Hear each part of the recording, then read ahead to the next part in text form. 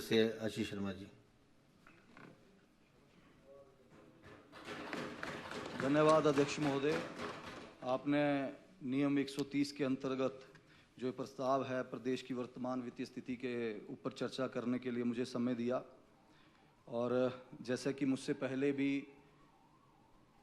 नेता प्रतिपक्ष ने भी अपना वक्तव्य रखा और भी जो विधायकगण हैं उन्होंने भी रखा, और आदरणीय हमारे हर्षवर्धन चौहान जी ने भी यहाँ पे अपना वक्तव्य रखा कि जो विधायक हैं विपक्ष की भूमिका निभाएं और पॉजिटिव सजेशन भी दें, और अगर कोई त्रुटियां हैं तो वो भी सरकार के समक्ष रखें। मैं भी इसी कड़ी में यहाँ पे उपस्थित हुआ हूँ और चर्चा में भाग ले रहा हूँ कि कुछ मैं भी सजेशन सरकार को दे सकूँ, क्योंकि माननीय चौहान जी ने कहा कि मुख्यमंत्री जी छोटी छोटी चीज़ों को बचत कर रहे हैं जिससे कि आर्थिक स्थिति जो है वो ट्रैक पे आए और पैसा जो है वो ढंग से मैनेज हो पाए। तो माननीय हमारे उप मुख्यमंत्री महोदय भी यहाँ पे बैठे हैं। आपके माध्यम से मैं ज़रूर एक बात आपके समक्ष रखना चाहूँगा। पिछली बार भी मैंने विधानसभा में ये प्रश्न लगाया था, लेकिन उसका मुझे जो उत्तर है वो ठीक ढंग से नहीं दिया गया था कि जितने भी हमारे आईपीएच विभाग के और पीडब्ल्यूडी विभाग के जितने भी टेंडर होते हैं और उनकी जो अर्नेस्ट मनी जो कि सिक्योरिटी डिपॉजिट है जो कि करोड़ों रुपए में आता है, और वो पैसा जो है वो 2 महीने से लेके 6 महीने तक बैंक में पड़ा रहता है, जिसके ऊपर ना तो ठेकेदार को ब्याज मिलता है ना ही सरकार को ब्याज मिलता है। और मैंने उस समय भी ये बात रखी थी कि जो करोड़ों रुपया ये आ रहा है ये केवल और केवल जा रहा है आईसीआईसी बैंक में, और आईसीआईसी बैंक में वो उसका ब्याज खा रहे हैं। अगर यही पैसा कांगड़ा कोऑपरेटिव बैंक में भी जाए तो शायद मैं समझता हूँ कि उसका भी एनपीए जो है उसमें लाभ मिलेगा और वो जो है स्थिति जो है उसकी ठीक होगी, क्योंकि बहुत सारा ब्याज इस पे मिलता है। हजारों करोड़ रुपया जो है ये एफडीआर के रूप में, क्योंकि करोड़ों रुपए के टेंडर 100 करोड़ का 200 करोड़ का जितने भी ऑनलाइन टेंडर लगते हैं सारा का सारा पीडब्ल्यूडी और आईपीएच विभाग का पैसा जो है वो आईसीआईसी बैंक में जाता है। साथ ही आपदा में भी इस प्रदेश में जब जैसे पीछे आपदा पे भी चर्चा हुई और आपदा में भी लोगों ने दिल खोल के प्रदेश में दान दिया। 250-300 करोड़ रुपए का जो आंकड़ा है सरकार ने प्रस्तुत किया कि पैसा आया है और लोगों ने दिया है। माननीय मुख्यमंत्री जी भी लोगों से मिलते रहे, चेक के साथ फोटो भी आती रही फेसबुक पे।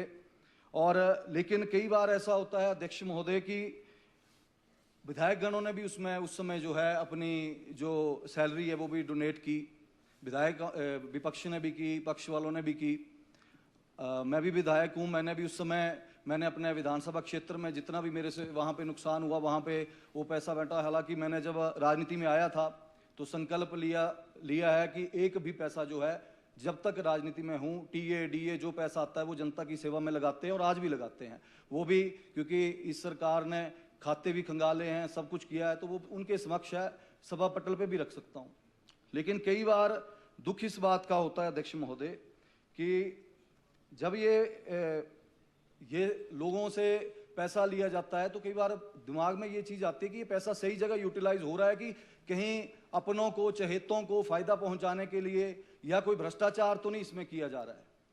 मैंने एक प्रश्न लगाया था और ये माननीय सदन की संपत्ति है और जल शक्ति विभाग का ये प्रश्न था, अभी 4 तारीख का ये प्रश्न लगा, जिसमें और मैं माननीय उप मुख्यमंत्री जी भी यहाँ पे बैठे हैं। मैं समझता हूँ कि जितनी भी वाटर सप्लाई स्कीम्स यहाँ पे बनती हैं प्रदेश में, जब हम लिफ्टिंग करते हैं, चाहे वो रिवर बेड से करते हैं, दरिया से करते हैं, या कहीं परकुलेशन बेल बनाते हैं या गांव में टैंक बनाते हैं, तो मैं समझता हूँ वहाँ पे पूर्वजों से ही हमारा रहा है कि अगर कोई बॉडी है लोग दान कर देते हैं जगह को।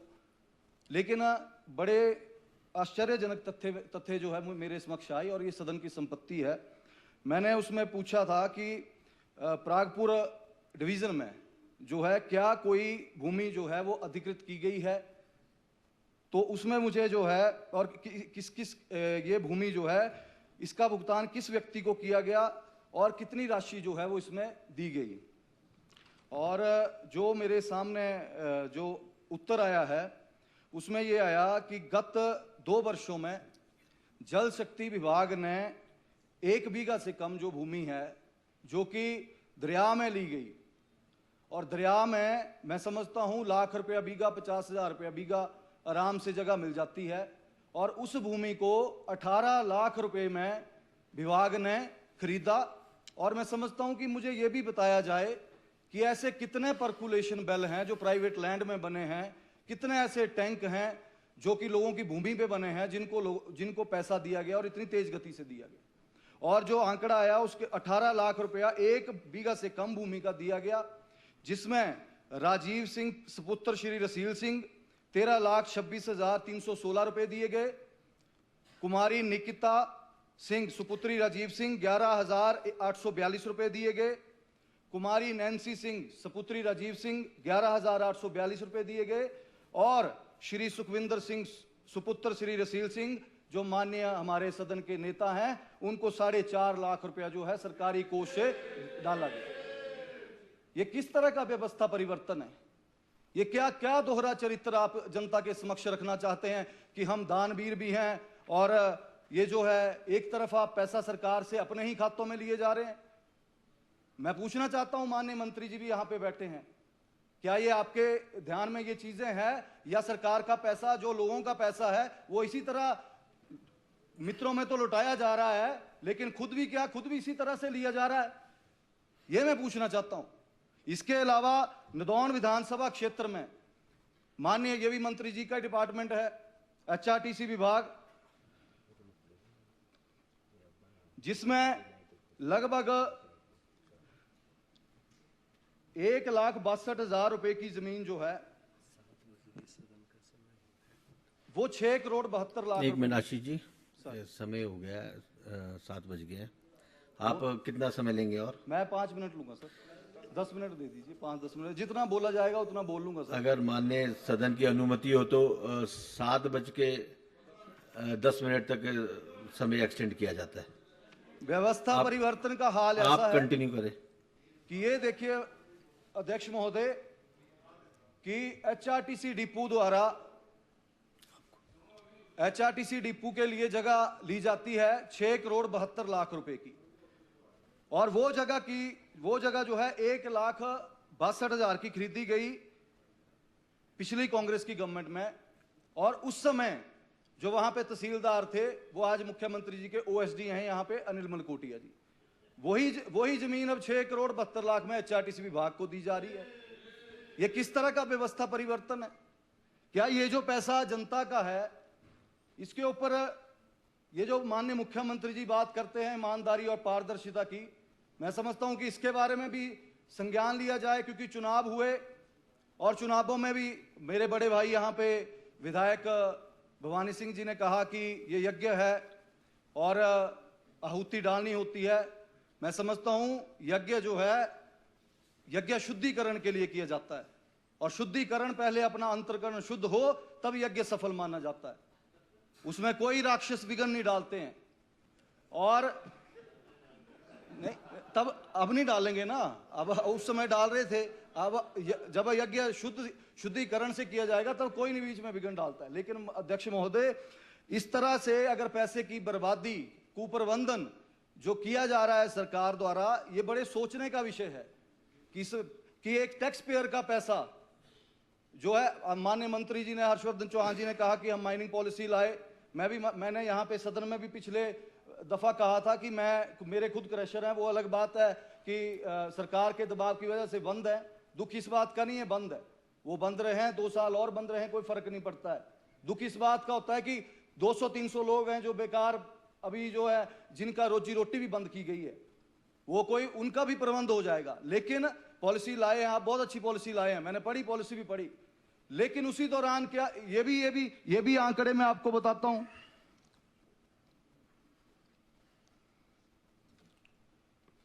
कि आपदा के समय अफसर भी आप ही की सरकार ने ढूंढा।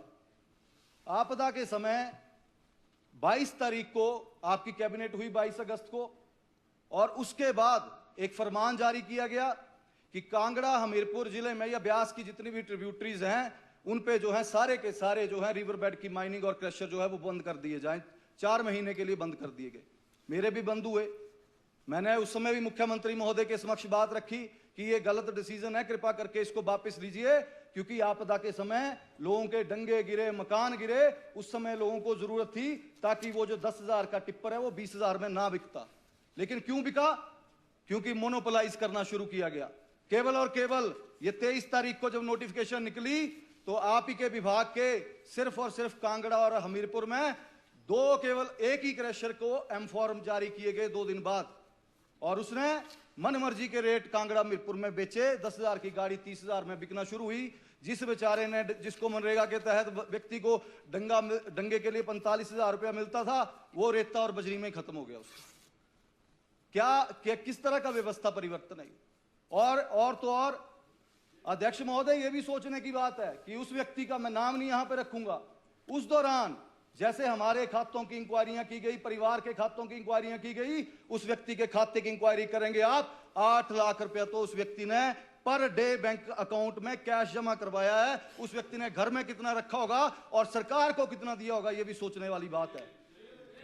किस तरह का भ्रष्टाचार इस प्रदेश में पनप रहा है, यह भी सोचने का विषय है। मेरी सिर्फ आपसे यही विनती है कि अगर ये वित्तीय स्थिति ठीक करनी है तो पहले अपने आप को, माननीय सदन के नेता को अपने आप में भी सुधार करना चाहिए और इस प्रदेश के हित के बारे में भी सोचना चाहिए।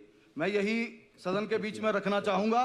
आपने समय दिया, आपका हृदय से बहुत बहुत धन्यवाद करता हूं और उम्मीद करता हूं कि ये जो सरकार का, ये जो लोगों का मेहनत की कमाई है और टैक्स पेयर की कमाई है, ये सरकार आने वाले समय में बड़े सोच समझ के इसको यूज करे, ढंग से मैनेज करे, ताकि इस तरह की स्थिति जो है इस प्रदेश में फिर से ना आए कि अपने घर वालों को सशक्त करने के लिए, अपने चहेतों को सशक्त करने के लिए, अपने भाई को सशक्त करने के लिए सरकारी कोष से ही पैसा डाला जा रहा है। ये भी सोचने की बात है। और ये जो मैंने आपको नाम दिया, इसमें राजीव सिंह, ये माननीय मुख्यमंत्री जी के सगे भाई हैं जिनमें 13 लाख रुपया डाला गया है। वो आपने समय दिया, आपका बहुत बहुत धन्यवाद। जय हिंद, जय हिमाचल, जय श्री राम।